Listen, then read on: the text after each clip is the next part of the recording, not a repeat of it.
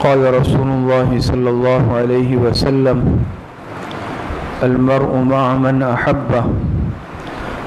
جناب نبی کریم صلی اللہ علیہ وسلم کے ارشاد مبارک ہے، قیامت کے دن انسان کا حشر اسی کے ساتھ ہوگا جس کے ساتھ دنیا میں وہ محبت رکھتا ہوگا۔ یعنی دنیا میں انسان جس کے ساتھ قلبی تعلق اور دلی تعلق رکھتا ہو، قیامت کے دن انسان کا حشر اسی کے ساتھ ہوگا۔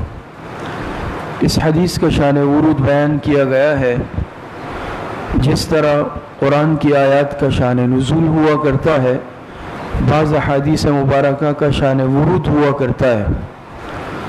تو اس حدیث مبارکہ کا شان ورود علماء نے یہ بیان کیا ہے کہ ایک مرتبہ صحابہ اکرام رضوان اللہ علیہم اجمعین نے جناب نبی کریم صلی اللہ علیہ وسلم سے عرض کیا کہ اگر کوئی شخص کسی سے محبت تو رکھتا ہے لیکن اس جیسے اعمال نہیں کر پاتا، تو آپ علیہ الصلوۃ والسلام نے ارشاد فرمایا المرء مع من احبہ، کہ انسان کا حشر قیامت کے دن اسی کے ساتھ ہوگا جس کے ساتھ وہ محبت رکھتا ہوگا۔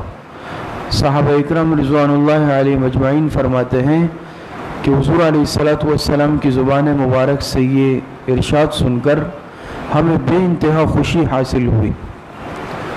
تو اس حدیث کا مطلب یہ ہے کہ انسان کسی سے قلبی تعلق رکھے جس سے، تو قیامت کے دن اسی کی معیت میں ہوگا۔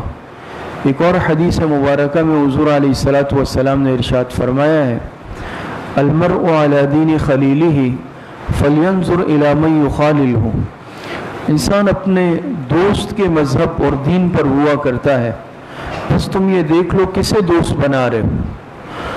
تو یہ بات سمجھنی چاہیے کہ انسان دنیا میں اپنا قلبی تعلق اور دلی تعلق نیک لوگوں سے رکھے، اور اپنی محبت اور تعلق انبیاء کرام سے، خاص طور پر جناب نبی کریم صلی اللہ علیہ وسلم سے قلبی محبت ہو، صحابہ کرام سے، اولیاء کرام سے، بزرگوں سے، نیک لوگوں سے تعلق رکھے۔ دوسری بات یہ سمجھ لیں کہ انسان کفار کے ساتھ، فساق کے ساتھ یا اسی طریقے سے بدکار لوگوں کے ساتھ اپنا قلبی تعلق ہرگز نہ رکھے۔ شریعت نے دیکھیں ایک چیز کی اجازت نہیں دی جسے کہتے ہیں موالات، باقی مواسات کی، مدارات کی اور معاملات کی اجازت دی ہے، تفصیل کا وقت نہیں ہے۔ موالات کہتے ہیں دلی دوستی، تعلق، قرآن کریم میں اس سے منع کیا گیا ہے، کافروں کے ساتھ موالات نہ کیا جائے۔ باقی مواسات ہے، ظاہری ہمدردی ہے، غمی خوشی میں شرکت ہے، یا مدارات ہے، سامنے آ جائے، خیر خیریت پوچھ لیا جائے اور اچھا برتاؤ رکھا جائے، یا پڑوس ہونے کی نیت سے، اس میں کوئی حرج نہیں۔ یا معاملات ہے، لین دین کے، کاروبار، اس کی بھی اجازت ہے، لیکن موالات کی اجازت نہیں ہے۔ تو بہرحال انسان یہ دیکھ لیں کہ میرا دنیا میں قلبی تعلق، دلی تعلق اور دوستی کس کے ساتھ ہے، کیونکہ آخرت میں پھر حشر اور انجام بھی اسی کے ساتھ ہوگا۔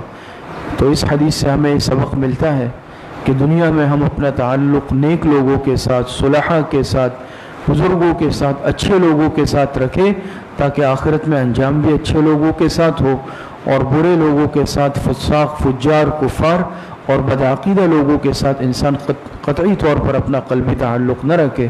اللہ پاک صحیح عمل کی توفیق عطا فرمائے۔